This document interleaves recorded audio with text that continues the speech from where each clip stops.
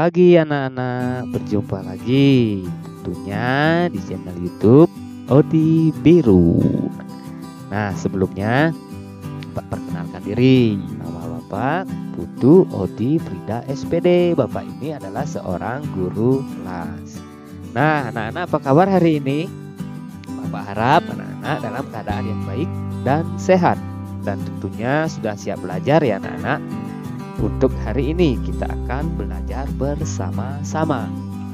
Nah, untuk hari ini kita akan belajar bersama-sama mata pelajaran tematik tema 1 hidup rukun.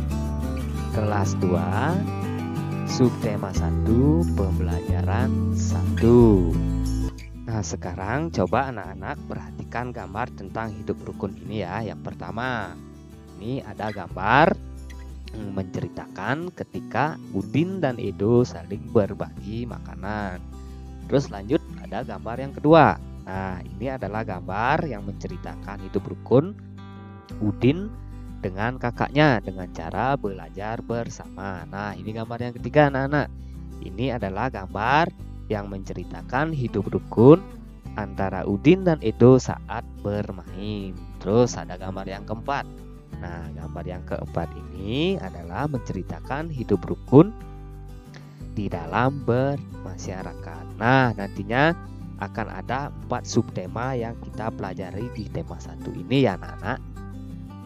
Kita lanjut ke pembelajaran 1. Udin mempunyai kakak perempuan bernama Mutiara. Udin dan Mutiara selalu menjaga kerukunan di rumah.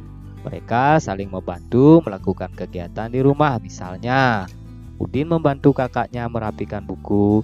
Mutiara membantu Udin membacakan buku cerita. Nah, sekarang anak-anak perhatikan gambar ini ya. Di sini ada gambar menggambarkan bahwa ayah dan ibu menyayangi Mutiara dan Udin. Nah, sekarang kita baca dulu. Suatu hari ayah membawakan buah tangan untuk Mutiara dan Udin. Mutiara mendapatkan buku cerita, Udin mendapatkan mainan. Mutiara dan Udin berterima kasih kepada ayah dan ibu. Mutiara dan Udin tidak saling berebut oleh-oleh. Ayah dan ibu bahagia melihat buah hati mereka selalu rukun. Nah, jadi di sini ayah dan ibu sangat menyayangi Mutiara dan Udin. Ayah membawakan buah tangan untuk Mutiara dan Udin ya anak-anak. Nah, pertanyaan sekarang. Adakah kata-kata dari bacaan tadi yang anak-anak baca yang tidak diketahui artinya? Tadi ada kata buah tangan. Terus ada buah hati. Nah, apakah arti dari buah tangan dan buah hati ini? Nah, buah tangan dan buah hati ini adalah ungkapan. Nah, sekarang pertanyaannya lagi, ungkapan itu artinya apa? Ada yang tahu anak-anak ungkapan itu apa? Nah, ungkapan itu adalah gabungan kata yang memiliki arti berbeda dengan kata asalnya. Itu arti ungkapan ya anak-anak. Nah, jadi setiap ungkapan itu ada artinya ya anak-anak. Nah, tadi ada buah tangan, bukan artinya tangan kita berbuah atau tangan kita ada buahnya. Tidak, anak-anak. Artinya ini adalah oleh-oleh. Terus tadi ada buah hati, bukan artinya hati kita berbuah atau hati kita ada buahnya. Tidak, artinya buah hati ini adalah anak atau anak kesayangan. Nah, jadi begitu ya anak-anak. Ungkapan itu ada artinya. Nah, sekarang di sini Bapak mempunyai contoh kalimat yang ada ungkapannya ya anak-anak. Yang pertama, ayah pulang kerja membawa buah tangan. Artinya, ayah pulang membawa oleh-oleh. Terus kalimat yang kedua, Udin adalah buah hati orang tuanya. Artinya, Udin adalah anak dari orang tuanya atau anak kesayangan dari orang tuanya. Nah, itu tadi tentang ungkapan ya anak-anak. Jadi ungkapan itu belum memiliki arti sebenarnya, tetapi memiliki arti yang lain. Nah, sekarang di sini Bapak mempunyai gambar percakapan antara ayah Udin dan Mutiara. Anak-anak sekarang diminta untuk melanjutkan percakapan ini. Ayah berkata, "Anak-anak, ayah membawa buah tangan." Nah, kira-kira apa jawaban Udin dan Mutiara ya anak-anak? Apakah di antara anak-anak ada yang tahu? Apakah mungkin Udin akan menjawab, "Hore, Udin dapat oleh-oleh"? Apakah Mutiara akan menjawab atau berteriak, "Hore, Mutiara juga dapat oleh-oleh"? Nah, apakah mungkin di antara anak-anak ada yang mempunyai jawaban yang berbeda dengan Bapak? Nah, kalau punya, coba kalian lengkapi percakapan ini. Nah, di sini Bapak mempunyai gambar Mutiara menyimpan buku hadiah dari ayahnya di rak buku. Nah, ini adalah gambar rak buku ya anak-anak. Setelah itu perhatikan susunan buku di dalam rak tersebut. Nah, ini bukunya sudah tersusun rapi anak-anak di dalam rak. Nah, berapakah banyak buku di dalam rak tersebut? Nah, sekarang bagaimana cara mudah untuk menghitung jumlah bukunya? Nah, sekarang bagaimana caranya kita menghitung jumlah buku di dalam rak ini ya anak-anak? Nah, supaya lebih gampang untuk menghitungnya, Udin dan Mutiara mengelompokkan buku-buku tersebut yang ada di dalam rak. Nah, tiap-tiap kelompok berisi 10 buku. Itu artinya satu kelompok sama dengan 1 puluhan, atau satu kelompok buku ini ada 1 puluhan, atau jumlahnya 10 buku. Kalau ada 5 kelompok buku atau 5 tumpuk buku, berarti itu jumlahnya 50-an atau sama dengan 50. Nah, di sini sekarang ada tumpukan bukunya Mutiara.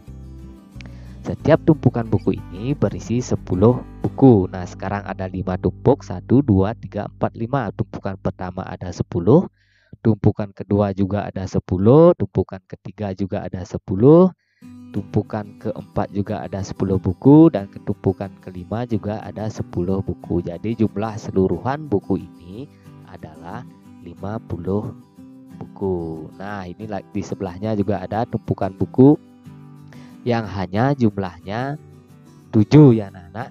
Jadi kalau ditambahkan tumpukan buku yang 50 ini ditambahkan dengan 7, jadi jumlah buku keseluruhannya adalah 50 ditambah 7 sama dengan 57.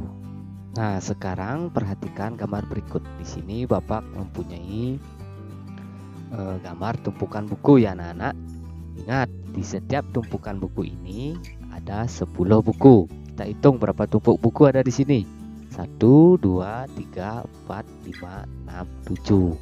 Jadi jumlah keseluruhan buku ini adalah 70-an atau 70 ya anak-anak, karena di setiap tumpukan ini atau kelompok ini ada 10 buku. Nah, di sebelahnya lagi ada tumpukan buku, tetapi ini jumlahnya hanya 7 ya anak-anak.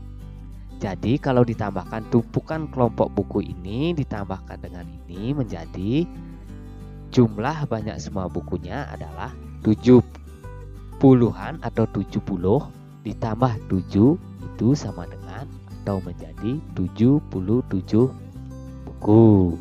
Nah, selanjutnya sekarang anak-anak perhatikan buku di dalam rak. Nah, ini ada buku ya anak-anak di dalam rak ini. Kelompok buku di dalam rak dapat dikelompokkan sebagai berikut. Nah, di sini Bapak mengelompokkan buku-buku di dalam rak ini menjadi 10 kelompok. 1, 2, 3, 4, 5, 6, 7, 8, 9, 10. Nah, di setiap satu kelompok buku itu isinya ada 10. Maksudnya begini ya anak-anak. Di setiap kelompok ini ada 10 buku. Nah, jika ada 10 kelompok buku, jadi jumlah buku keseluruhannya itu ada 100. Nah, di mana Bapak dapat 100? Mari kita hitung bersama-sama. Jadi caranya begini ya anak-anak. Kita sudah mengetahui bahwa satu tumpukan buku ini isinya 10 buku. Kita tinggal menjumlahkannya saja ya anak-anak. 10 buku ditambah 10 buku dapat nilai 20. Nah, setelah itu 20 ini kita tambahkan dengan satu kelompok buku ini yang isinya 10. Jadi dapat 30. Nah, setelah itu 30 ini kita tambahkan lagi dengan satu kelompok buku ini yang isinya 10. Kita dapat 40. Setelah itu kita tambahkan lagi 40 ini dengan satu kelompok buku ini, dapat 50. Setelah itu kita tambahkan lagi 50 buku ini dengan satu kelompok ini. Satu kelompok ini isinya 10. Jadi 50 ditambah 10, jadi kita dapat 60. Langkah selanjutnya sama. 60 buku ini ditambah dengan satu kelompok ini yang isinya 10. Jadi 60 ditambah 10, jadi kita dapat nilai 70. Setelah itu 70 buku ditambah lagi dengan satu kelompok yang isinya 10. Di 70 ditambah 10 buku, jadi dapat nilai 80. Nah, 80 ini lagi ditambahkan dengan satu kelompok buku atau satu tumpuk buku ini yang jumlahnya 10, jadi dapat 90. Setelah itu 90 ini ditambahkan dengan kelompok tumpukan buku yang terakhir yang jumlahnya 10 juga, jadi kita dapat nilai 100 ya anak-anak. Jadi ternyata ada 10 tumpuk buku ini, artinya rak buku berisi 100 buku. Ngerti kan anak-anak? Paham ya? Baik anak-anak, sekarang anak-anak amati gambar berikut ini. Hitunglah jumlah kubus dengan teliti.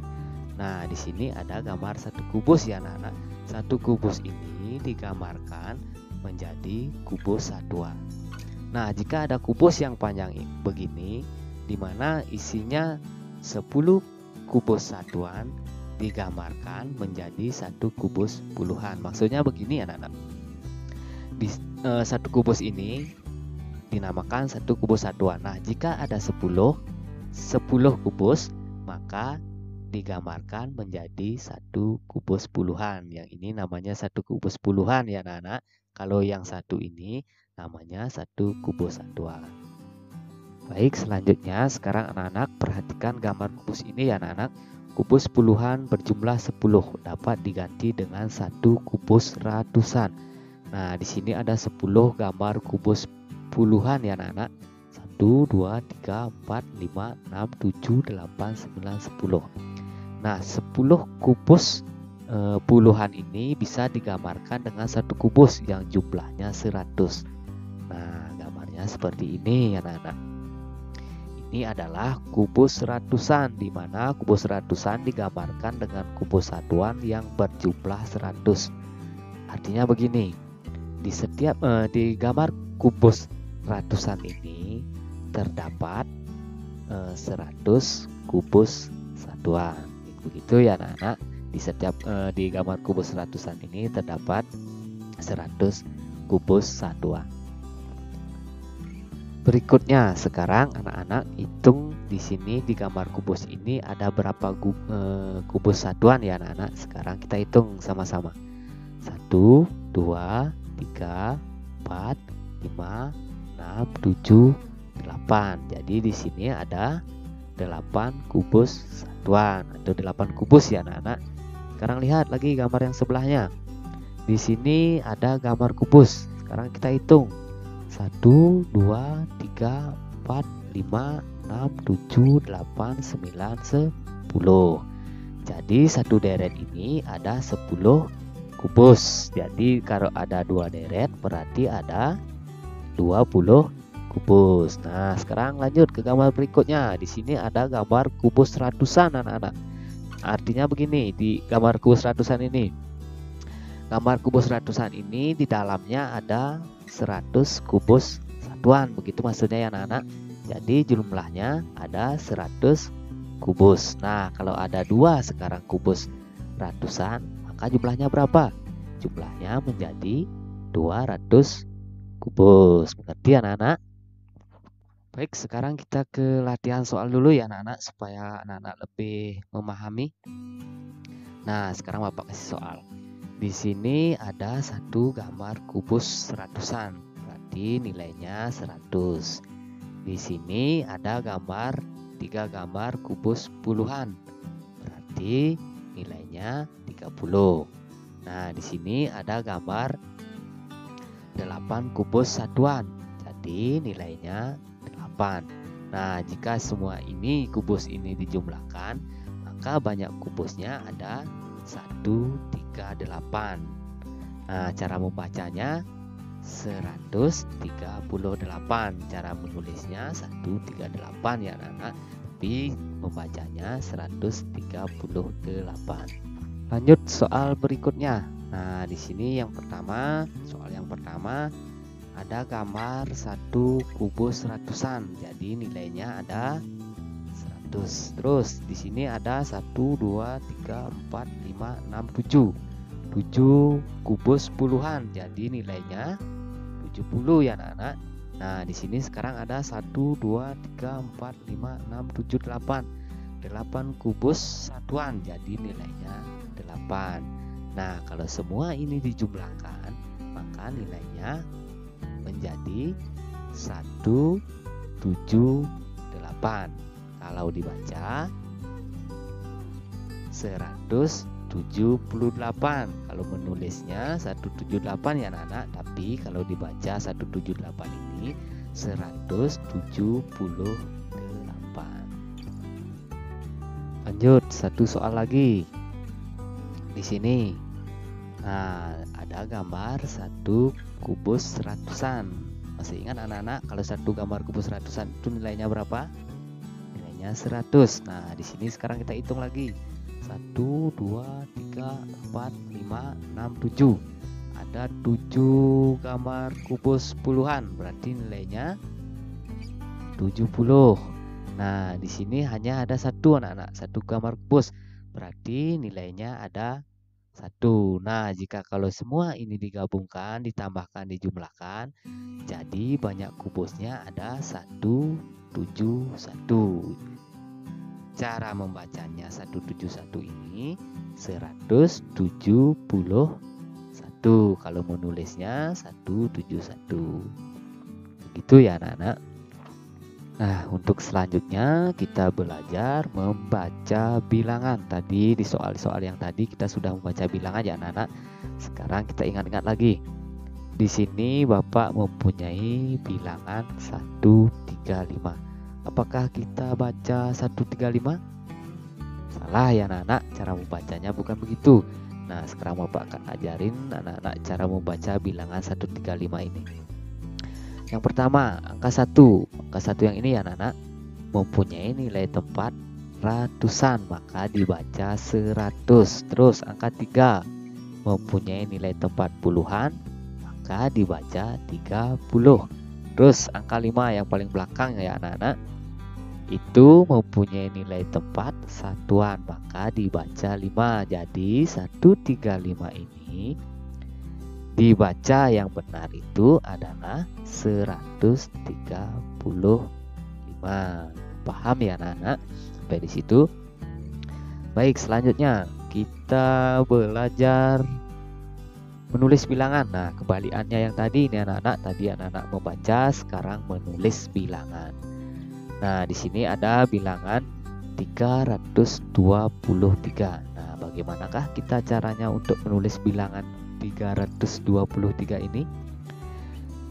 300 berarti ini ratusan ya anak-anak. 300 berarti kita tulis di depan, yaitu angka 3.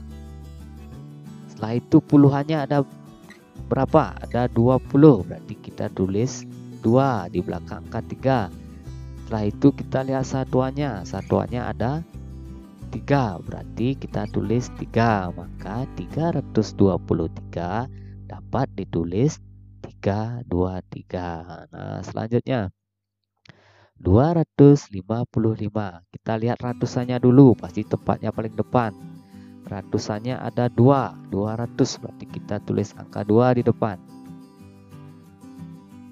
Angka 2. Nah, setelah itu kita lihat puluhannya ada berapa? Ada 50, berarti 5 di belakang angka 2. Setelah itu kita lihat satuannya. Satuannya juga ada 5, berarti paling belakang kita tulis angka 5. Jadi 255 bisa ditulis 255. Begitu ya anak-anak cara belajar menulis bilangan. Jadi demikian pembelajaran untuk hari ini ya anak-anak. Mudah-mudahan anak-anak bisa mengerti di pembelajaran tema 1 hidup rukun, subtema 1 pembelajaran 1. Jadi sampai jumpa di pembelajaran berikutnya di subtema 1 pembelajaran 2.